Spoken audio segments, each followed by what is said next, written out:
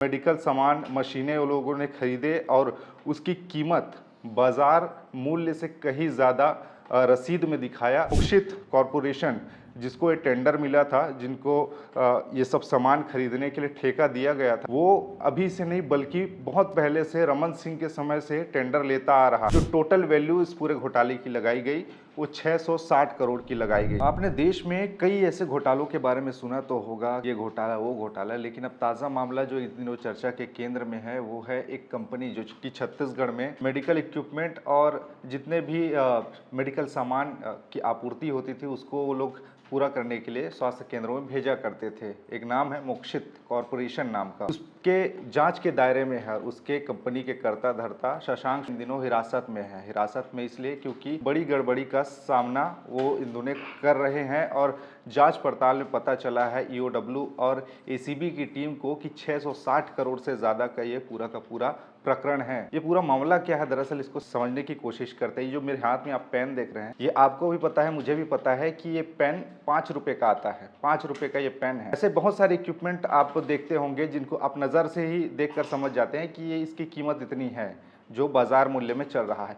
लेकिन कई बारी ऐसा होता है कि जो मेडिकल चीज़ें हैं उसकी कीमतों का अंदाज़ा आपको नहीं रहता। आप मेडिकल सामान लेने के लिए, दवाई लेने के लिए आप जाते हैं, लेकिन क्या आप जानते हैं कि मेडिकल दुकानों में जो दवाई आपको मिल रहा है उसकी कीमत कितनी है? वो प्रिंट रेट में आपको दे रहे हैं, लेकिन वो लोग कितने में लाते हैं, कितने का फ़ायदा वो लोग कमाते हैं, इसकी जानकारी आपको नहीं होती होगी। इसी तरीके से एक कंपनी मोक्षित कॉरपोरेशन जो कि सीजीएमएससी के अधीन में काम किया और सीजीएमएससी को कारण उसको एक टेंडर मिलता है कि उनको कुछ इक्विपमेंट खरीदने हैं, सामान खरीदने हैं, रीएजेंट्स वगैरह खरीदने हैं और उसके लिए उनको टेंडर दिया जाता है। टेंडर देने के बाद में इसे कई सामान वो लोग खरीदते हैं जो छत्तीसगढ़ के स्वास्थ्य केंद्र हैं, सरकारी स्वास्थ्य केंद्र, वहाँ पर सप्लाई करने के लिए रीएजेंट खरीदते हैं। उसके अलावा ब्लड सैंपल लेने के लिए जो तमाम तरह के इक्विपमेंट होते हैं, मशीनें होती हैं, उन सबको खरीदा जाता है। लेकिन बाजार मूल्य से कई गुना ज़्यादा वो लोग रेट दिखाते हैं अपने उस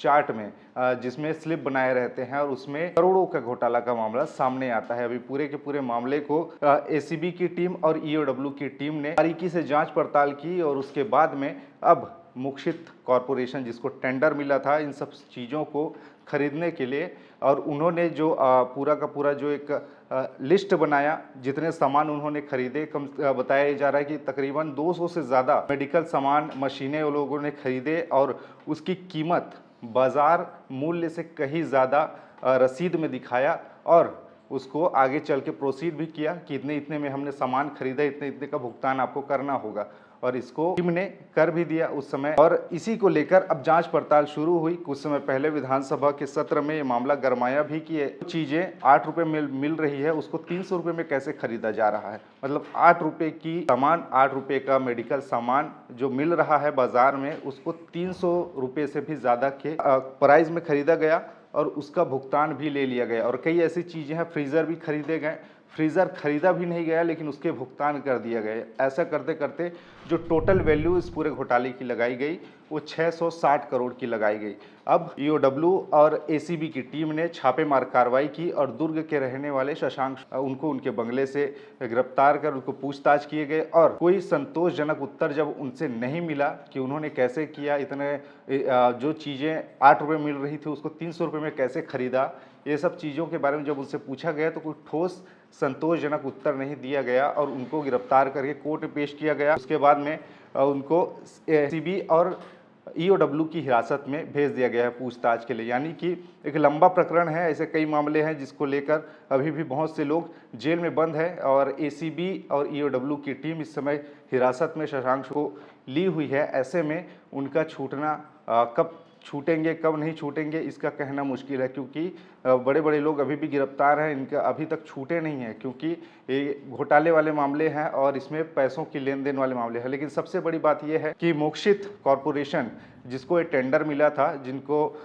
ये सब सामान खरीदने के लिए ठेका दिया गया था, वो अभी से नहीं बल्कि बहुत पहले से रमन सिंह के समय से टेंडर लेता आ रहा है। और बड़ी बात इसमें जो निकल कर सामने आ रही है कि जो टेंडर मिलता था, जब टेंडर निकलता था तो उसमें मोक्षित कॉरपोरेशन अपनी शेल कंपनी बनाकर उसमें एंट्री लेते थे, भाग लेते थे और दूसरी कंपनियां उसमें हिस्सा लेती भी थी। तो जो लोग हैं उसमें टेंडर को देखने वाले हैं, जो टेंडर पास करने वाले हैं, वो लोग दूसरी कंपनियों को बाहर कर देते थे कुछ तकनीकी खामियां बताकर, और सिर्फ मोक्षित कॉरपोरेशन को ये टेंडर मिलता रहा। यानी कि लंबे समय से ये पूरे छत्तीसगढ़ में मेडिकल जो इक्विपमेंट है उसको आपूर्ति ये लोग करते थे, बाहर से खरीद के लाते थे, और ये कंपनी अलग अलग स्वास्थ्य केंद्रों में रीएजेंट को सप्लाई करते थे, और भी तकनीकी जो अस्पतालों में सामान लगते हैं उसको ये लोग सप्लाई करने का काम करते थे। लेकिन उसको तय मूल्य से ज़्यादा दिखाकर पूरा का पूरा पैसों का बंदर मार्ट हुआ है। इस ढंग का ये पूरा मामला है। अब इस मामले में एसीबी और ईओडब्ल्यू की टीम